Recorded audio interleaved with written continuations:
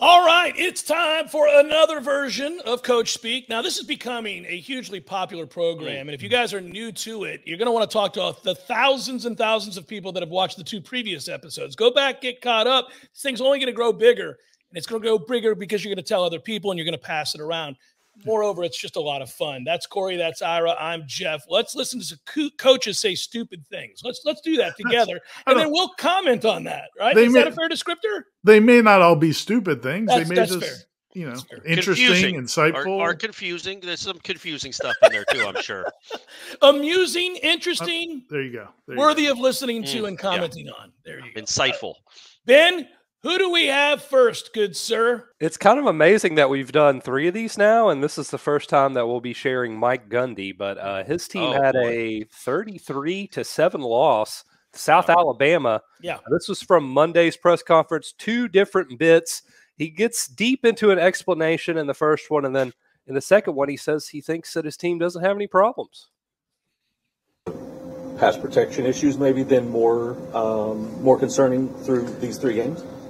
So I've been doing this long enough, and I've known y'all long enough, and I'm just going to tell you the way it is. Half of them were bad. Half of them was because they knew we were throwing passes. Okay? You and I are equal. You got to block me. I know you're throwing a pass. I don't care about this gap. I am coming up the field. Or I am running to you, and I'm swatting and ripping, or I'm spinning and doing whatever, because I don't have to worry about a run because I know you're throwing a pass. Hard on you, easy on me. Half of the time. The other half, sport protection. Got to be better. The minor problems, clearly, you get those worked out. The major problems, can they be fixed? I don't think we have majors. I mean, I'm just being honest. I mean, I'm going to be able to give you a really good thought 3 weeks from now. Let me go back now. What we did out there Saturday was ugly. I'm not saying anything other than that, but I'm saying it's not. I don't see it as a major issue. I see it when I watched the tape. I felt a lot better than I did when I went home. Let's put it that way. I think everything that we're doing we can improve in enough to play and compete and give ourselves a chance to win games. Okay. Do you think he believes what he's saying? No. There was no conviction there at all. It was no. Of course, he doesn't believe what he's saying. I don't, Jeff. Before we talk about the context of what he was saying, is that his real hair? Okay, so I'm glad you asked me. For people that do not know, that are watching Coach Speak and they've never listened to Seminole Headlines, Jeff Cameron Show, Wake Up War Chant, whatever it might be, I'm kind of famously known as a guy that can snuff out a wig or a weave from a mile away. Yeah, you're a hair truther. I am a hair truther, as I am. For a good reason, yeah. I remember the gutting I first felt when I recognized the baldness that was looming. And so I want others to experience my pain. And I don't want them to be able to get out of Dodge and fake it with this weave and this nonsense. Yeah. I'm having a hard time believing that it's not his real hair, Corey. Let me tell you why. If that's a wig, it's the worst wig you've ever seen. It's so bad but that's what he wants you to think. This is going to be so bad and goofy looking. Nobody's going to think I did this on purpose. But it's working. It's like the bigger the lie. Yeah, my man has got such bad hair that you would say, well, there's no way he'd walk out of the house with this cartoon on his head. What? Yes. I mean, there's no way. That's got to be his real hair. Maybe he's just unfortunate. It's weird. I can't get a read on it, and I'm frustrated. I don't think it's the color of his hair. I don't hear his words. I'm staring at his hair. It's tough, and I think most people in that room are doing the same thing. And apparently his players are too when they should be playing the game and looking at who they're supposed to cover. They're looking at his hair. Getting back to the topic at hand, I don't know how you've lost 33-7 to South Alabama at Oklahoma State, and you sit there and say you don't have any big problems. I don't know, man. It's weird to me. This is the guy who, had the reputation, 10 years ago for I'm 40, I'm a man, and like the passion. And now he just comes across like, I don't know, man, like somebody that got your order wrong at a restaurant. Like, I don't know, yeah, you wanted the double order of fries, but we got you the coleslaw, but it's all right. We'll fix it. It wasn't a big deal. Like, also, I mean, you're getting paid a lot of money, buddy. The second clip about we don't have any big problems was weird enough. The first clip, and look, man, he's had some great offenses. We know he can coach, But the stuff he's saying about they knew we were passing half the time. Well, when it's 3rd and 13, everybody knows you're passing. I don't understand what his point was there. Have they every game he's coached at Oklahoma State, the defensive linemen have never known a pass was coming? That doesn't make any sense. Like, that can't be the reason you're getting. Of course, it's easier when you know it's 3rd and 13, they're going to pass. But every offense in the country deals with that every week. Hey, Ira nailed it at the end. The end of his last comment is all you need to know. Ira, he has made a lot of money. He's been there a long time. I mean, look at the weight. Look at what he can afford to put on his head. My man has no concerns about your frustrations. None. No, at all. None. So when he's done, like when he either gets fired or whatever, resigns, and he goes, like, I don't know if he continues coaching. He may decide, you know what, I'm done. I'm just going to go sit on an island and drink boat drinks or whatever. With this awesome hair. What does he do to the hair at that point? He takes it off. He takes it off. Hey. It throws it to an animal. It'll be the unveiling of what we've always wanted to know. If he unsnaps it and sits down at a bar, we're going to be like, holy hell, it was a wig. We were right. This whole time. Yeah. This whole time. But if you see him at 62 and it's gray and still ridiculous, you'd be like, he's committed to the end. Dude, that's my issue with that's his real hair. It's not so much what it looks like, although that's a story on its own. The color of it, man. He's 55 years old. He said, I'm 40. 15 years. That was 15 years ago, Ira. I'm a man. I'm 40. He's 55 years old. And I know you're looking at two bald guys talking about, no offense, Ira, but a gray-haired guy that is balding, talking about some guy's glorious mane. But it's because we're real life. You're looking at real life right here. Hey, Mike Gundy is not real life. Ben, as you come back in to give us the next clip, before you do, go ahead, pop back into the screen here, Ben. Look at that hair, guys. What do we think? That's a young man's hair. Ben's 19 years old. Ben, what are we doing? Is that a perm? What's going on? How do you do that? During COVID, it just started to curl. It used to not do that. So I don't know what's going on. That was one of the side effects of COVID they never told you about. So, but I love it. Looks great. Yeah, man, it does. Congrats. You grow it out, Ben. You grow it out. Enjoy it. What do we got next? No wig here. James Franklin, another guy that I'm kind of surprised we haven't featured yet. I feel like no matter what this answer he gives, he was going to find a way to work it in somehow. I don't know if coaches do that, but it really had nothing to do with the reporter's question. How does that juxtaposition work out when you're game prepping for a team that you've seen a lot and they've seen very little? Well, first of all, it's almost like opening on the road in the Big Ten. We've played Iowa more than anybody. Maybe you could make the argument part of maybe the best team in the West. Over our time here at Penn State. You can make that argument. So again, we love that, and we're appreciative of the Big Ten for that. I know it's random.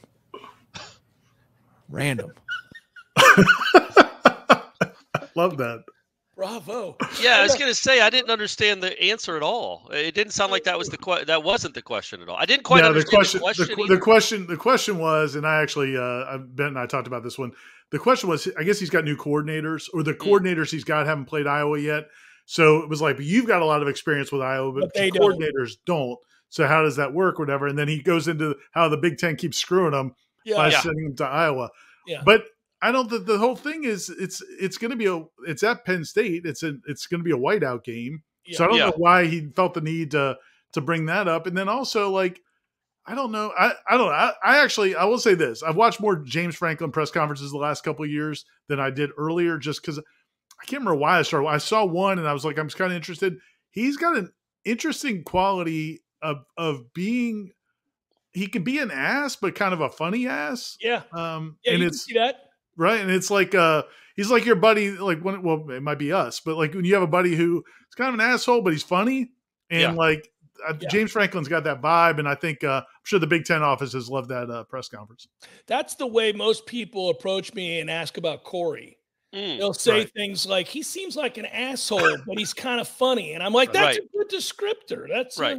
A perfect descriptor. You've been talking to Shanna and Brady again? I mean, good grief. That's my ex-wife and my son. I was going to say they did start on the road, though.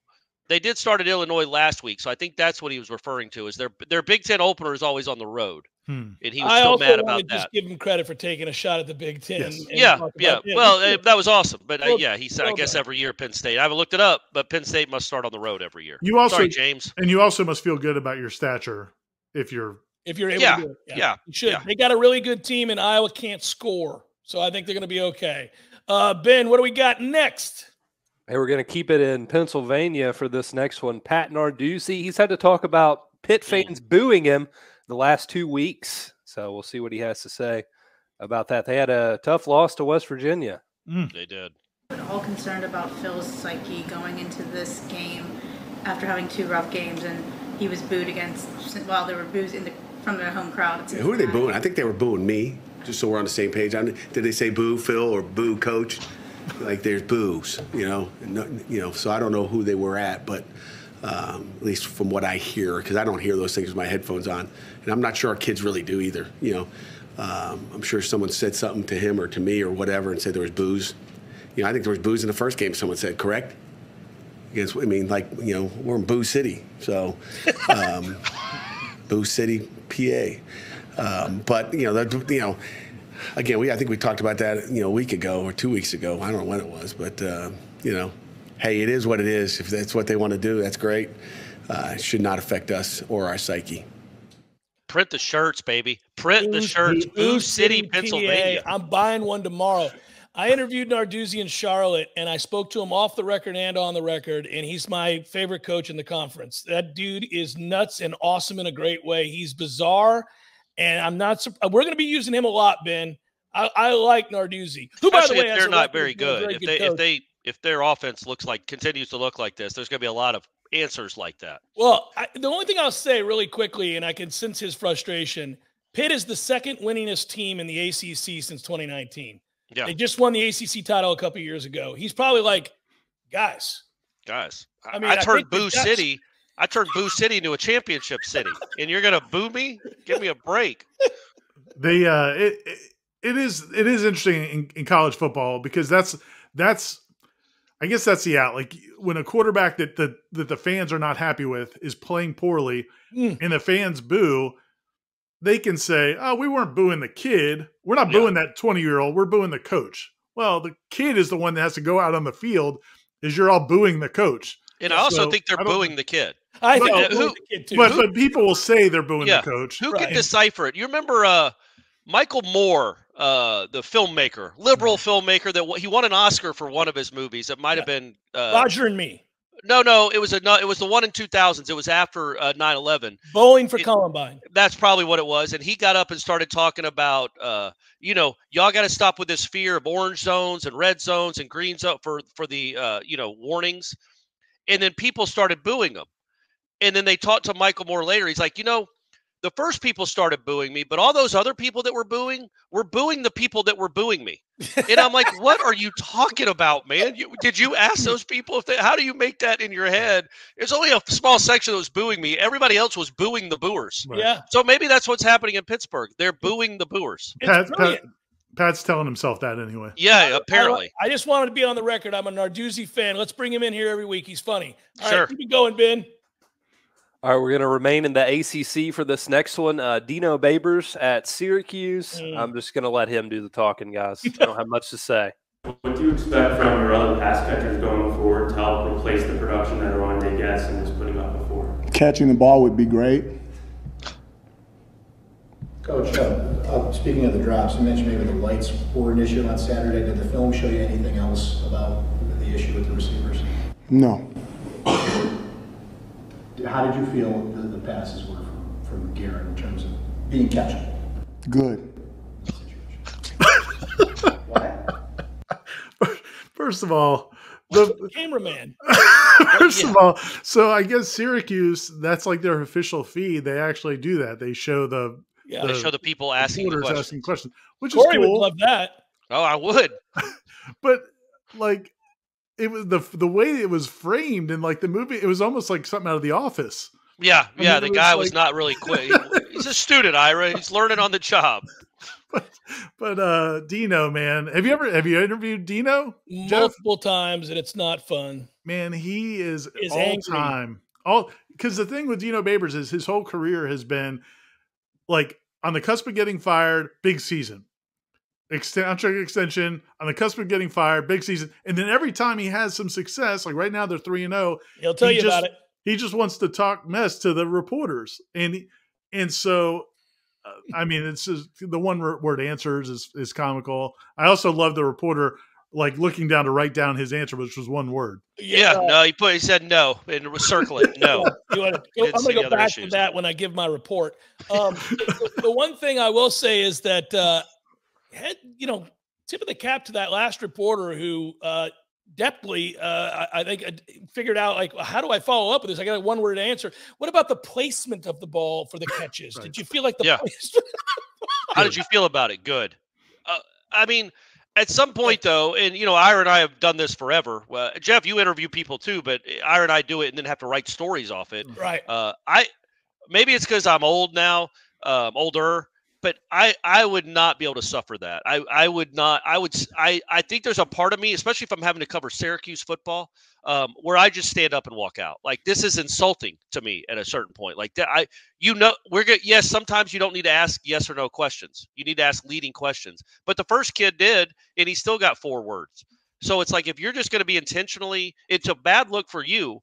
But you're lucky people are caring enough about Syracuse football to be there to ask you questions. And if you're going to treat them that way, then what's the point of this exercise? Let me just write a column about how you don't care. You're not going to talk. That would be my column, is how making fun of the way he handles interviews. And the worst part about it is, like, not to be all Mike Gundy here, but like, we're grown men, and some of the people in those press conferences are. But Syracuse, anybody that knows Syracuse, your college journalism programs or communications programs, they're the program for TV sports journalism, and so they've got, a huge population of students that need to cover sports because they all want to go into this career. That's why they pay a lot of money to go to that school to get a degree in broadcasting, because they want to go on and be on ESPN. Like, most of the people at ESPN are Syracuse grads. So they have to cover you because that's where they are. And then you're an ass to them.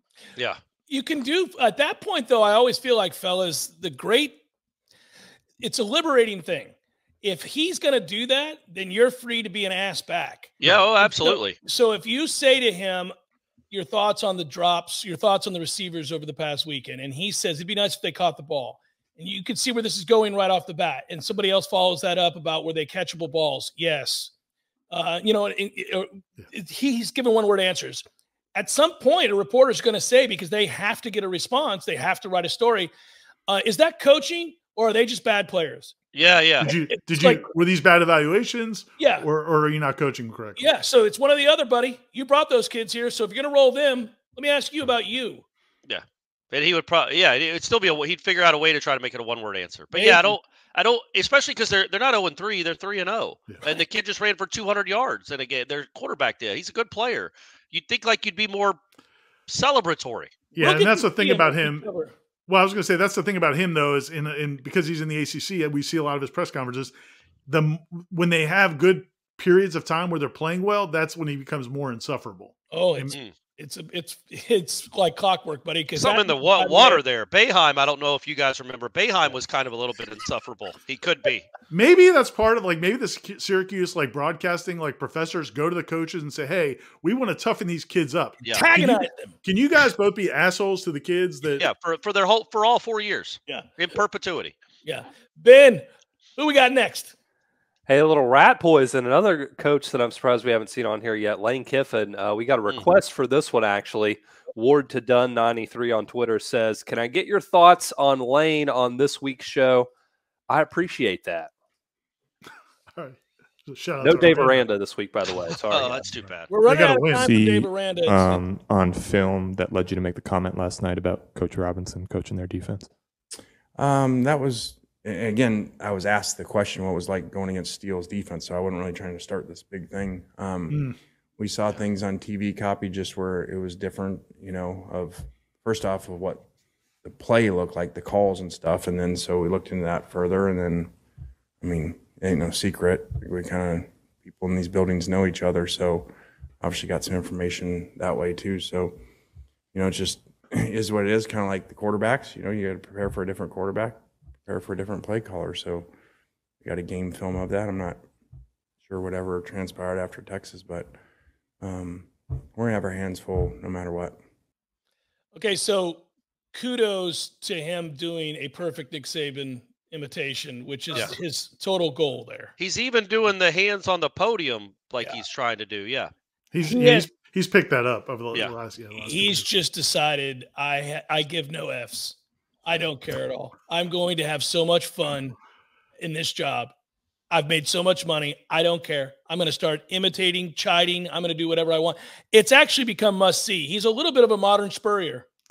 Yeah. But what's funny though is, so just for a little bit of context, and people that are watching this probably know, but we'll just kind of explain it real quick. But yeah, so Kevin Steele's the defensive coordinator at Alabama, but he's saying that basically Saban has fired him mid-season after the Texans game and is now given the coordinator duties to somebody else.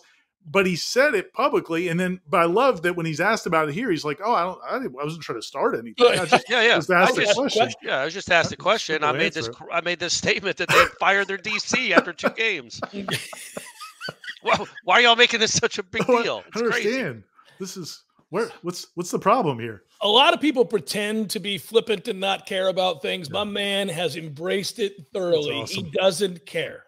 Yeah, it's refreshing in that conference too, and it's refreshing in the West because, for good reason, so many people kind of bow down to Saban and talk about how awesome he is and don't want to give him any ammunition. Lane Kiffin just does not care at all about it. His goal is to do it because I think nobody expects Ole Miss to win a national championship. Nobody expects Ole Miss to go and beat Alabama every year. So he can coach kind of freely. Like, I'm doing the best I can, guys, but while I'm doing it, we're going to be good, and I'm going to make fun of the guy in Tuscaloosa. Yeah, I'm going to make fun of his program. I'm going to poke fun at him all the time. Honestly, if he could put into his contract, like, I'm going to win 9 to 10 games. Yeah. I'm going to win 5 or 6 mini games in the conference. And I'm going to make fun of these other coaches. Like, that's probably an incentive in his contract. He needs to see how good he can get. So he's getting close on Saban. He's got to put the Coke bottle up there, and he's got to do that. But start doing it to every other coach in the league and see if they can every week that they play. Every week. Yeah. How good can he answer questions as that coach? He goes in when they play LSU. He goes into the deep Southern accent that Brian Kelly has. Yeah, the old Alabama slammer himself. Yeah, that would be so good if Lane Kiffin attempted to do a Southern accent to imitate Brian Kelly's Southern accent. I'm good with that. That'd be so good. All right, Ben, what do we got? The next one is more of a good one. I just wanted to get your all's thoughts on this. This is Chuck Martin. He is Miami of Ohio's coach, and they just knocked off the Fighting Scott Satterfields in Cincinnati last week. Big win for the Miami of Ohio Redhawks. Yeah. It's been a while. If you can be the group that wins it, it's people remember you forever. Like, people talk about this win for a long time. People remember this win for a long time, especially how it happened, how gutsy it was, and then I don't know what the longest streak with the bell is. I don't know if we had it or not. I don't know. I don't know the total hit. It's 120 years. But I mean, it's been a while. Like this, every bell you win means something, and it's going to be remembered, no doubt. But this one, because of the losing streak, like I said, you guys, somebody might get a job someday because of this win. Like, there'll be some employee like, hey, you're part of that team. They're like, yeah, your resume looked okay, but maybe I'll take a second look at it. Like, that's life. You know what I mean? Those are the moments. I love him. He's stuck in 1986. I mean, he walked off the Hoosiers set. Dude, that guy's hair being moosed while he's going bald here with the long Tiger Woods golf shirt sleeves going past the elbow that doesn't fit. This guy, it's 1987. I feel like he looks like somebody that must have just lost a lot of weight because the sweater vest looks way too big too. Huge. Like, I've never seen a sweater vest that covers the whole shoulder down, going down to the bicep. I'm down with baggy. I like it. I don't like when dudes wear short shorts. I don't need all of that. My man has embraced whatever we were doing in the 90s with the baggy everything. Yeah. He is, and he's not coming off of it. This is what it's going to be for him every week. Especially now that they beat Cincinnati. I like the thought that in 10 years when these players are in the job market and they have on their resume played football at Miami of Ohio from 22 to 25, they're going to be like, wait a second. Were you on that team that beat Scott Satterfield's Cincinnati team? Are you kidding me? Yeah. You won the bell for us. You won the bell after they'd had it for what? Nobody even knows what the bell is except for probably 14 people in Ohio. I didn't even know they played for anything. Who would? They played for the bell. I thought he was telling the media that win was so big that they're going to get jobs out of it. Well, that would have been funny too. You covered it. Just come to our office. Back. Yeah. Come to our office and regale us about stories from that game for the next 7 years. So 40 hours a week. Years from now, when the guy's working for the Detroit Free Press, yeah, and he talks to a class, and they're like, "How did you get your job?" Well, you know what? As luck would have it, I was part of that lucky group of media that covered when they got the Bell back. And next thing I knew, was it like Windhorst got the good fortune of covering Jordan? LeBron, excuse me. Yeah. So that helped his career. So you got to cover the winning of the Bell. What a win, guys, too. I can't, if you want me to regale you with those stories about the day the Bell came home, that. Or you can just read my book, or watch the 10-part documentary on Netflix. By the way, that's the name of the book, The Day the Bell Came Home. That's actually a great name. Ben, that should be print the shirts to go along with Boo City. Yeah. I like Boo City. All right, guys, we got Hugh Freeze next up, and maybe Coach Freeze is getting a little too candid as his team gets ready for the heart of his SEC schedule. Too candid and honest sometimes for some people, but let's just be really clear. We're getting ready to play 3 teams that have, over the last 4 to 5 years, ranked in the top 7 to 5 in recruiting.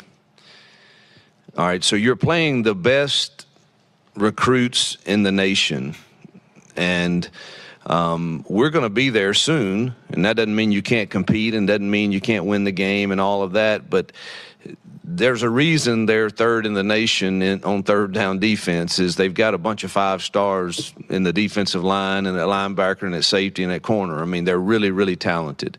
And when you put on the film, you see that. I mean, their closing speed's incredible.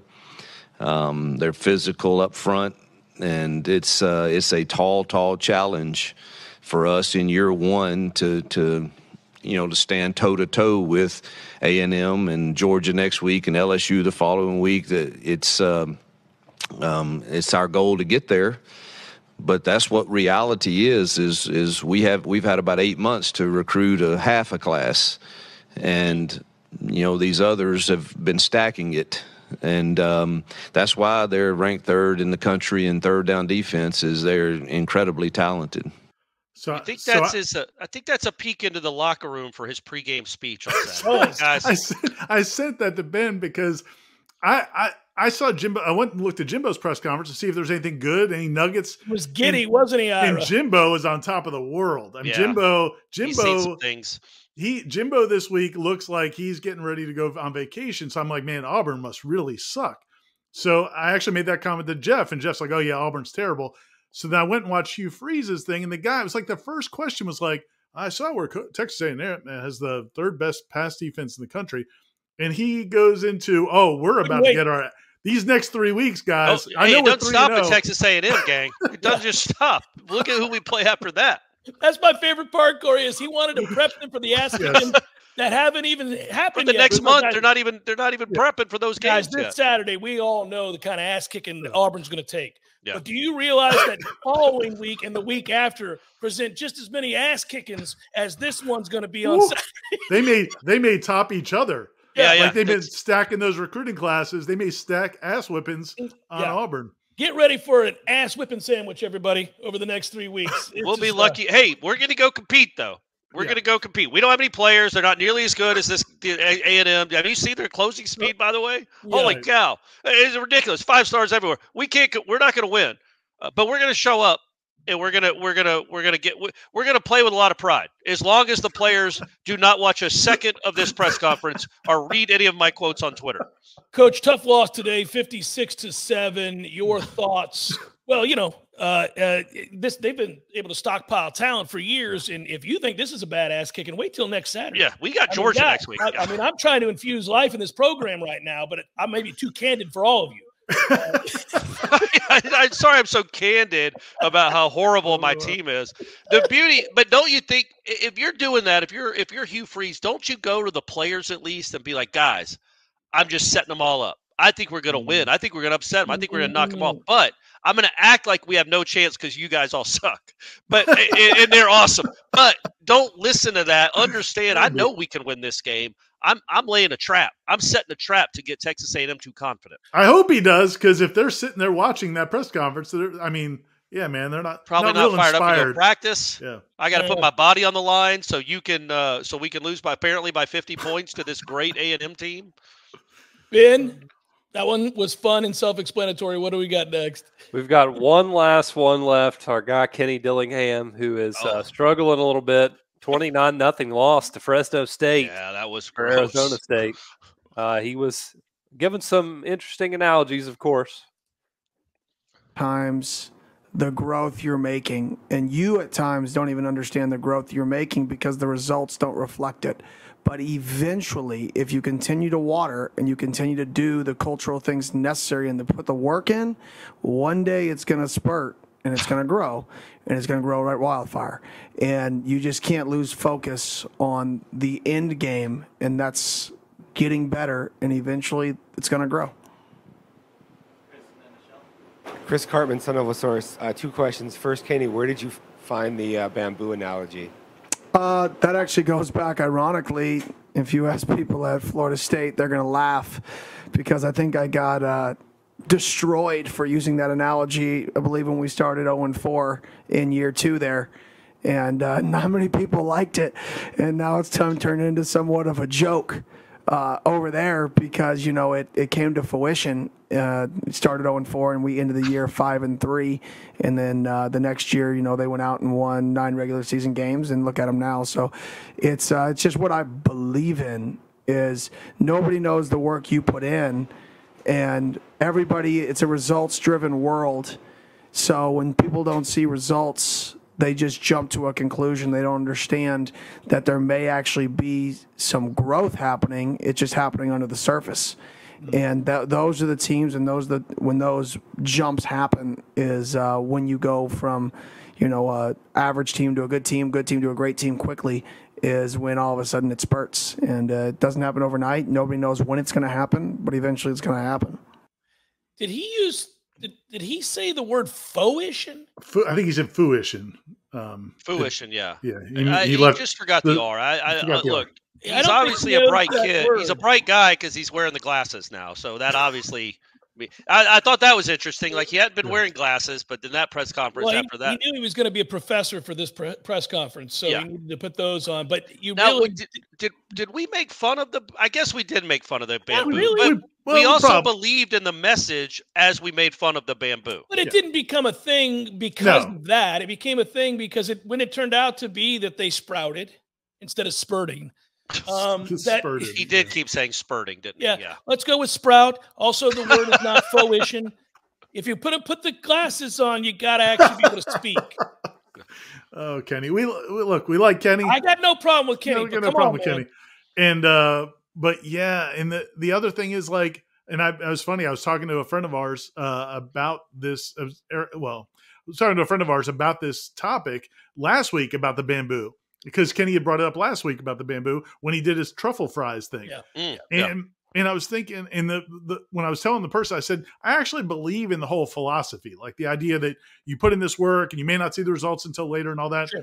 And then my buddy goes, yeah, except he really didn't, like, at Florida State, it wasn't really about the bamboo growing. It was about going out and getting other plants from other schools. He repotted the plant. It wasn't bamboo necessarily. It was it was a sale at the nursery, and they brought in a bunch of new plants. So that do were they? To spurt. Jeff, you're a horticulturist. I know you know everything there is about. So I think I asked this when Dillingham used it 2 years ago. So bamboo just sits there, and then one day it spurts into like a huge. It's 12 feet high. Is that how bamboo? See underneath the water, Corey, you would see that it's ready to go, and then there it comes. Oh, here we go. Okay. Yeah, like in a matter of days or something. A matter of days, it goes from nothing to like 8 feet high. Something like that. That's a miracle. That's crazy. Yeah, so it's a good analogy. Yeah, it is. And guys, when you're done watching this, go find some bamboo documentaries, because that does seem fascinating. I know you can find one on YouTube for sure. Listen, you guys just wait till these 29-0 losses come to fruition. Look, and we're able he misspoke. It's fine. Maybe we misheard him. No ill will towards Kenny Dillingham, because he essentially gave Florida State fans and us Jordan Travis. So I don't think if Dillingham's not in Tallahassee, I don't think Jordan Travis turns into what he turned I into. do also like, by the way, that Kenny Dillingham just took credit for Florida State's success. Maybe a little bit. Okay, look, he did like Jordan Travis a lot. I kind of like to feel like this is good. Coach Speak is going to be kind of like a book club, and that like we're going to inspire you to go watch your own press conferences. Like, without so we're sharing these. Go watch Kenny Dillingham's press conferences from later in the week because it's tough times. Again, like you, Kenny, but he's got Southern Cal this week. Yes. After losing 29-0 to Fresno. By the way, and I feel like the stress might be getting to our guy a little bit. I got to give him credit because I took Fresno in the points, so it felt good.